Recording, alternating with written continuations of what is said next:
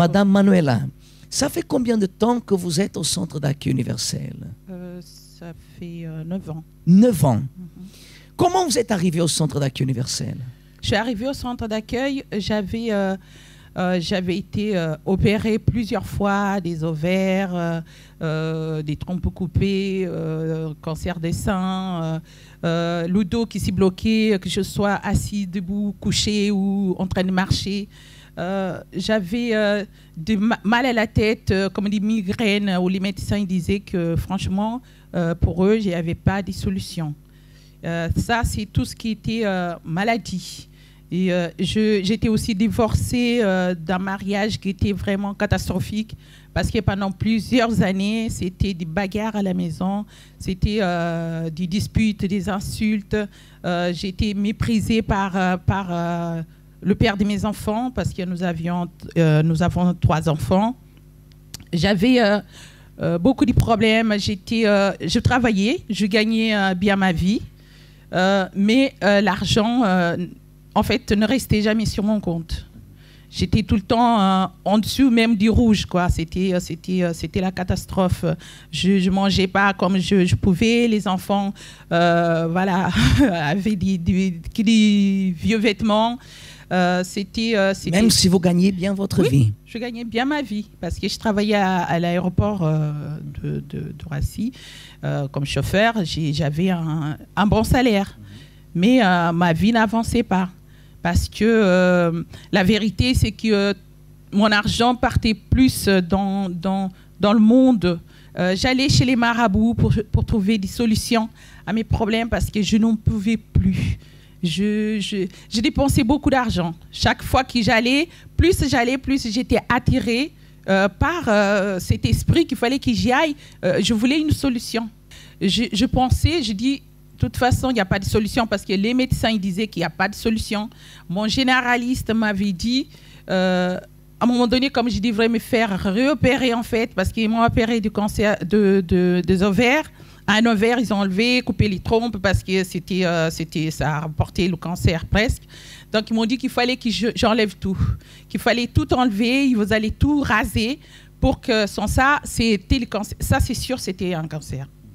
Donc, je suis arrivée au centre d'accueil, je pleurais tout le temps, j'étais déprimée, je voulais finir avec ma vie. Et ce dimanche-là, j'ai dit, c'est mon dernier jour. J'ai ouvert le sommaire, j'ai regardé, j'ai dit, mais si Dieu il a fait toutes ces choses-là, dans ces personnes, il va faire pour moi. Ce dimanche-là, je suis rentrée chez moi, je suis allée directement à l'église, à Colombes, et c'est comme ça que j'ai commencé. Donc, je suis arrivée au mois de fin octobre, et ça commençait à parler de campagne d'Israël. Moi, je ne comprenais pas. Je pensais qu'on allait en Israël. Donc, je suis montée sur l'hôtel au mois de décembre pour prendre mon enveloppe. Donc, j'ai commencé ma première campagne d'Israël. Donc là, j'ai commencé alors là, cette foi surnaturelle. J'ai commencé à me battre. Ma vie a commencé à changer. 2 ans plus tard, j'ai sacrifié ça. Je me rappelle aussi de la campagne sur Mont Sinaï. Alors là, c'était la totale. Ma santé, j'avais plus besoin d'aller chez le médecin. Les médicaments, je prenais jusqu'à 19 cachets par jour. À partir de là, j'ai arrêté de prendre des médicaments. Les médecins ne comprenaient plus rien parce qu'ils ne me voyaient plus. Moi qui étais toutes les semaines chez le médecin, là, plus besoin. Le médecin qui m'avait dit qu'ils n'ont rien à faire avec moi, il fallait même que j'aille dire au revoir à ma famille au Cap-Vert parce que c'était la mort. Ils ne comprennent plus rien. Donc, de campagne en campagne, ma vie a changé. J'ai un mariage béni, j'ai rencontré un homme parfait, non, mais vraiment magnifique. Je l'ai amené à l'église, il s'est converti, on s'est mariés, ça fait 5 ans que nous sommes mariés. Ma vie financière, j'ai créé une entreprise qui marche très bien. J'ai des personnes qui travaillent avec moi. Plus on sacrifie avec Dieu, hein, pas dans le monde, plus notre vie avance. Aujourd'hui, je peux dire grâce à Dieu, grâce au sacrifice, grâce à tous les pasteurs et les épouses, ma vie est transformée. Je suis heureuse, je ne dormais pas la nuit, je faisais des cauchemars avec des maris de nuit, on m'étouffait pendant la nuit.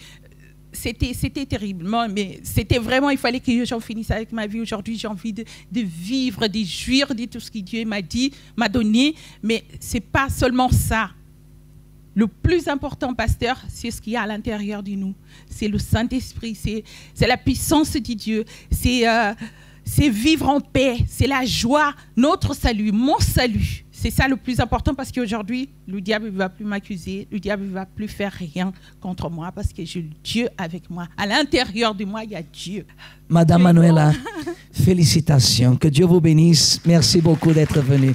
Très chers amis, avec un grand plaisir, nous sommes ici aujourd'hui dans cette émission pour vous apporter une direction pour vous aider, une direction pour bénir, je dirais, votre vie.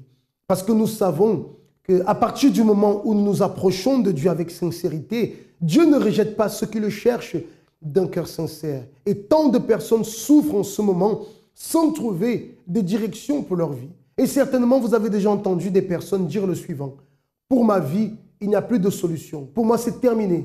Je ne sais plus quoi faire. Je suis perdu, je suis désespéré. Et peut-être ces phrases sont des phrases que vous répétez au quotidien. Peut-être pas directement dans la bouche, mais peut-être dans votre esprit. Ce sont des pensées qui viennent, que vous répétez sans cesse, qui finissent par, je dirais, tuer tout espoir d'une solution, tout espoir de pouvoir trouver une réponse positive comme vous le désirez. Chers amis, vous allez voir en ce moment ce témoignage, ce couple, Evandro et Jessica. Je vous laisse découvrir leur témoignage. Je viens d'une famille de trois filles. Ma mère, mon père, il est parti de la maison à l'âge, j'avais 1 an et demi quand il est parti de la maison. Et le départ de mon père a eu beaucoup de répercussions en fait, sur ma personne, a eu beaucoup de répercussions sur ma personnalité, la manière dont je me considérais moi en tant que personne. J'étais une personne où j'avais vraiment pas du tout confiance en moi. Je dépendais d'éloges pour me sentir bien. J'étais une personne très négative en fait avec moi-même, très complexée. J'étais une personne très meurtrie en fait. Dans ma structure familiale, que ce soit du côté de mon père ou du côté de ma mère, on a tous, on est vraiment beaucoup. Ma mère, ils sont 11. On est énormément de cousins, de cousines. Et dans toute ma structure de cousins-cousines, ils sont au moins deux ou trois à avoir grandi avec leurs parents. Sinon, tout le reste, on a tous grandi avec la structure de mère célibataire. Et on a tous, vraiment, tous, on a tous eu la même histoire. Il y a un moment donné où moi je me suis dit non, j'ai pas envie de reproduire le même schéma en fait.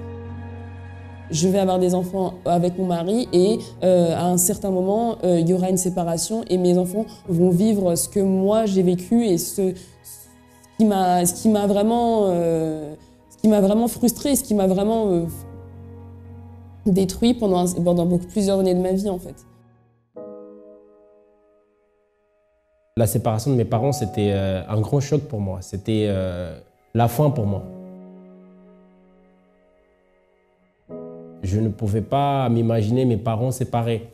Ils s'étaient déjà séparés, mais entre-temps, ils habitaient quand même dans la même maison. Donc, des fois, il y avait des bagarres, il y avait des mauvais comportements. Quand, malheureusement, la trahison est rentrée dans leur couple, cela a complètement banni notre vie, notre manière de penser, notre rêve.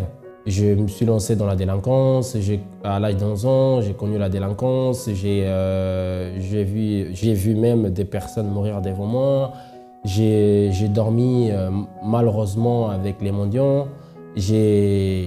Plusieurs fois, ma vie était en danger. J'ai connu la vie de la nuit, j'ai connu la drogue, j'ai connu malheureusement, comment dirais-je, la délinquance vraiment très tôt, mais très approfondie. J'avais quel âge? 11, 12 ans. Les pires moments de ma vie, c'était quand j'étais avec des amis à notre très jeune âge. Et mes amis, à l'heure de déjeuner, avaient leur maman qui venait les appeler. Et moi, je n'avais pas tout ça. Moi, je n'avais pas tout ça quand leur maman les appelait pour aller manger. Moi, personne ne m'appelait. C'était des moments que j'ai souffert vraiment beaucoup. J'avais la haine, en gros, à l'intérieur de moi, contre ma propre mère. J'avais des envies de suicide parce que ma mère n'était pas là. J'avais vraiment cette envie de me suicider. Quand j'ai connu le centre d'accueil, j'ai découvert que je n'avais pas besoin de souffrir de la manière que je souffrais auparavant. Et je me suis rendu compte qu'il y avait une sortie, que ce n'était pas la fin. Donc quand j'ai pris vraiment la décision de me donner à Dieu, c'est là que j'ai compris que ma vie pouvait changer.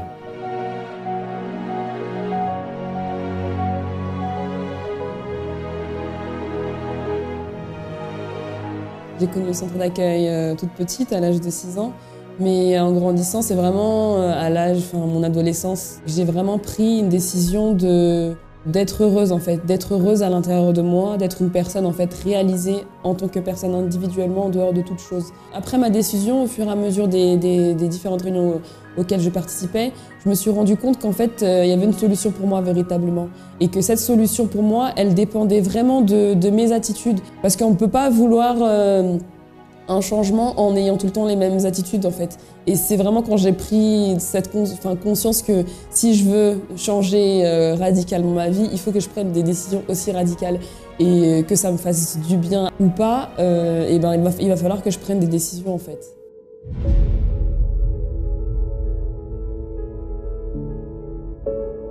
Une fois qu'on était déjà tous les deux bien réalisés dans son état d'esprit, sa manière de penser, surtout avec Dieu dans nos décisions, on savait déjà qu'une fois que Dieu au milieu, on pouvait bâtir un avenir complètement différent de celui qu'on a eu comme exemple, c'était de nos parents. Malgré les mauvaises décisions que nos parents ils ont prises dans le passé, on n'est pas obligé de passer par là, par la même difficulté, la même vie sentimentale détruite ou autre. Pour les personnes qui sont en couple aujourd'hui ou pour les jeunes qui rêvent de se marier, avoir une vie heureuse et qui, quand ils pensent à leur passé, à la vie familiale qu'ils avaient dans le passé, qui peut-être était négatif, il faut qu'ils sachent que c'est possible de construire une famille heureuse. C'est possible de construire une famille, mieux dire, bien structurée. Cela sera grâce à leurs propres décisions. Et surtout, c'est très important de mettre vraiment Dieu au milieu. De mettre vraiment ça... Parce que c'est en faisant cela qu'ils arriveront à prendre des bonnes décisions. Et qu'ils pourront changer leur histoire. Ils pourront changer en quelque sorte leur avenir de l'échec à la réussite.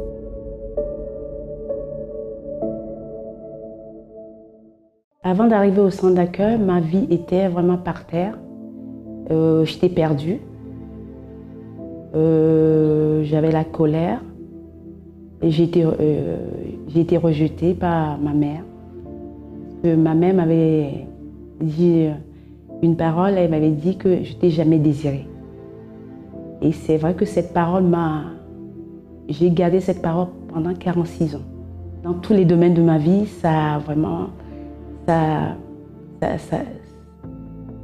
rien ne marchait.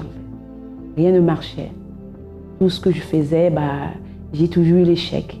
C'était toujours les échecs. À cause de ça, j'allais voir les marabouts pour m'en sortir parce qu'on me disait que ma mère voulait me tuer. Et donc, j'allais. Et j'ai eu aussi des tentatives de suicide. Devant les gens, je faisais semblant d'être bien, mais ça n'allait pas à l'intérieur de moi en fait. Je faisais des cauchemars, je me battais tout le temps.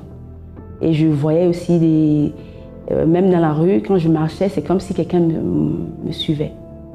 Et chez moi, je dormais avec la lumière. Parce que je ne peux pas dormir sans la lumière. Parce que quand il suffit que j'éteins la lumière, je ne dormais plus. Je ne comprenais pas pourquoi ma vie était comme ça. Tout ce que je faisais, mais c'est toujours l'échec. Même dans le travail, c'est pareil. J'avais eu un contrat, mais après ça, j'ai plus de contrat. Donc je devenais vraiment, les gens me prenaient pour leurs esclaves.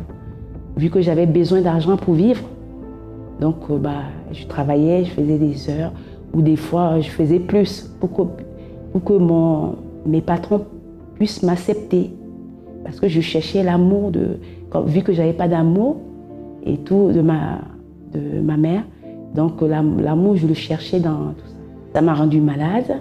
J'avais souvent mal au ventre, j'avais l'ulcère. Et donc j'allais tout le temps chez le médecin. Le centre d'accueil, je l'ai connu par un proche à moi. Et je suis arrivée au moment de la campagne d'Israël. Et quand je suis arrivée, j'avais écouté des témoignages de gauche à droite. Et les gens disaient, j'ai fait tel popo, j'ai fait telle chose. Ils ont sacrifié, ils avaient des problèmes et tout. Donc en sacrifiant et tout, donc leur vie a changé. Et donc moi je me suis dit, s'ils ont fait, moi aussi je me suis lancée. parce que j'avais presque les mêmes problèmes, plus des problèmes qu'eux. Et donc je me dis, si leur vie a changé, ils ont la paix. Moi, je suis arrivée, en fait, j'avais besoin de la paix. J'ai pardonné à ma famille parce que j'avais la haine contre eux. Les pasteurs et les gens qui ont témoigné, ils disaient qu'ils ont pardonné. Et les pasteurs disaient aussi, avant de monter sur l'autel, on devait donner notre vie. Notre vie doit être sur l'autel, le pardon. Donc à chaque fois, et même le premier jour que je suis arrivée au centre d'accueil, on parlait que de pardon. Pardonner, pardonner, pardonner.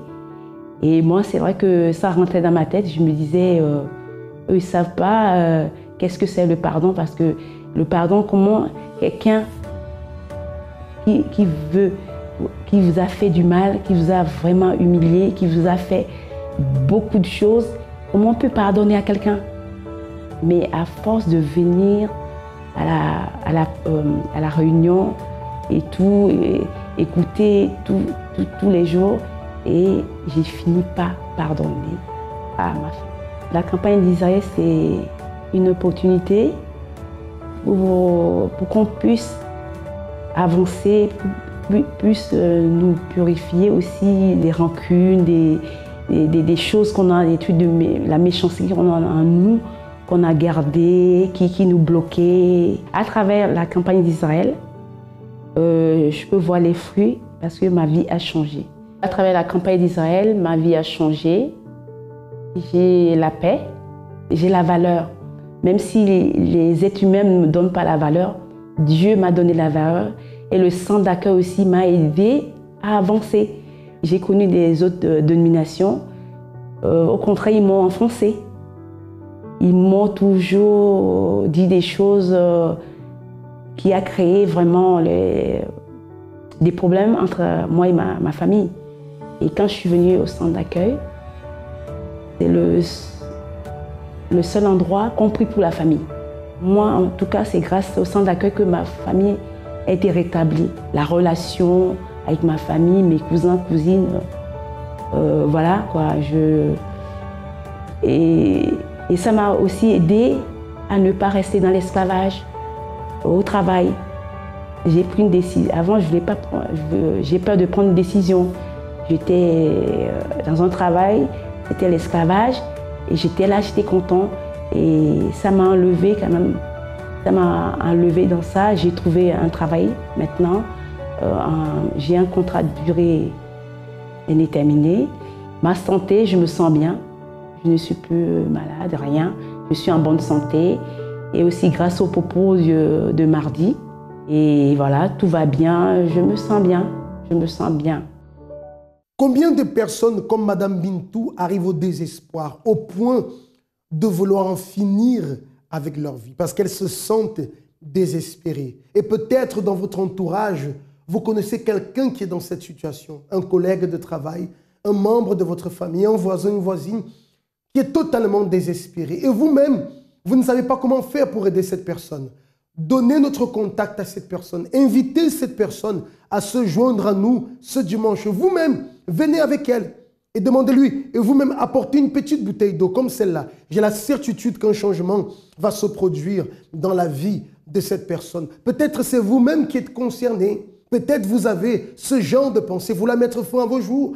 Tellement la souffrance est grande. Cher ami, ce dimanche, dans le centre d'accueil qui est le plus proche de chez vous, vous allez venir avec une petite bouteille d'eau comme celle-là. Et j'ai la certitude que vous ne sortirez pas de la même façon. Voyez que Madame Bintou ne prenait plus plaisir à sa vie, au point d'en vouloir en finir.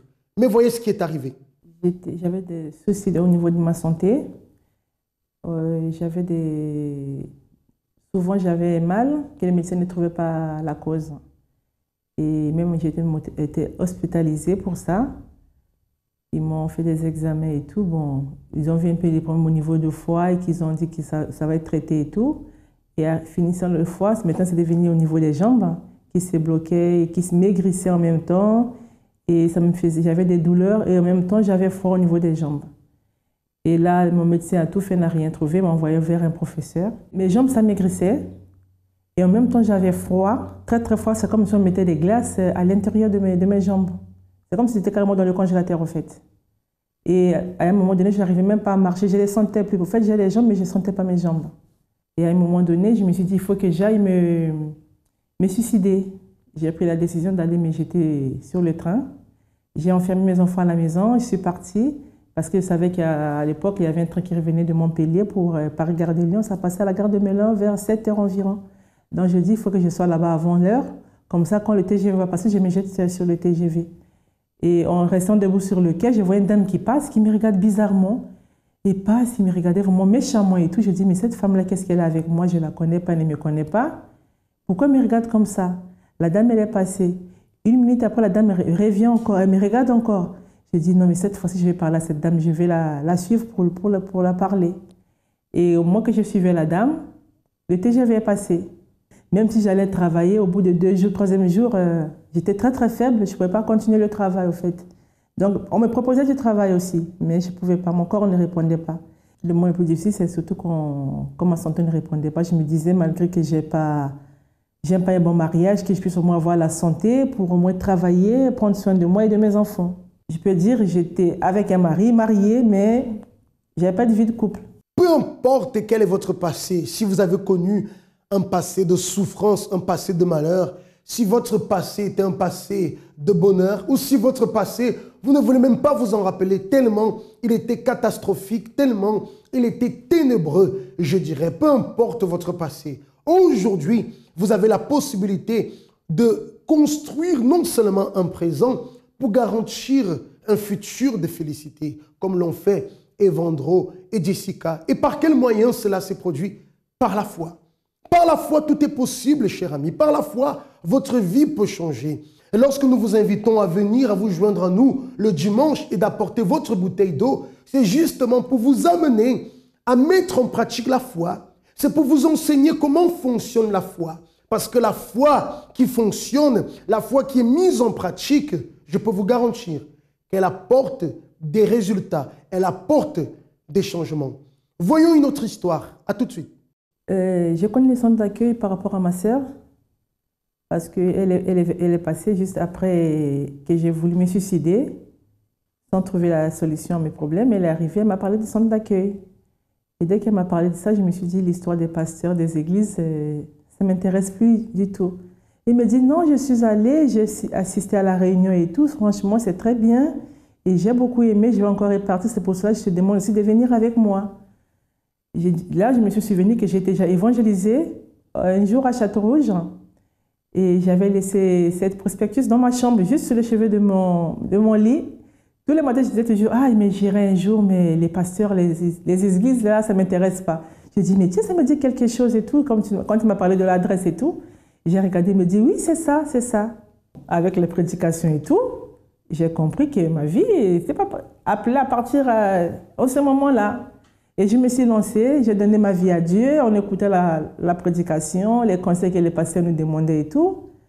Et il y a eu aussi la campagne d'Israël, j'ai dit pourquoi pas me lancer. Mais la campagne d'Israël, comme le pasteur nous avait expliqué, de faire un sacrifice. En fait, c'est un sacrifice. On va tout abandonner, notre vie, que ce soit physique, financière, spirituelle, on dépose tout entre les mains de Dieu. Et là, je me suis dit, pourquoi pas, et que c'est pas facile, mais c'est à nous de prendre la décision. J'ai dit, de toute façon, je n'ai rien à perdre, vu déjà comment est ma vie, pourquoi pas essayer. Mais j'ai sacrifié ma vie sur l'autel, j'ai sacrifié le physique en gênant, et ma vie financière, et le peu que j'avais pas grand-chose aussi à cette époque-là, quand j'ai commencé, vu que je travaillais pratiquement pas, j'ai travaillé vite fait. Et j'ai sacrifié. La campagne d'Israël, pour moi, c'était... Au fait, à cette époque-là, je me disais, je vais dans un monde que je ne sais pas trop, mais je vais découvrir. Et je sais que j'ai la réponse qui m'attend. J'ai la réponse qui m'attend et quelque chose que personne ne peut me donner, en fait. C'est en sacrifiant comme ça, là, on dit qu'il y a un Dieu, il y a quelqu'un qui est là pour nous, qui veille sur moi, et c'est lui qui va me donner.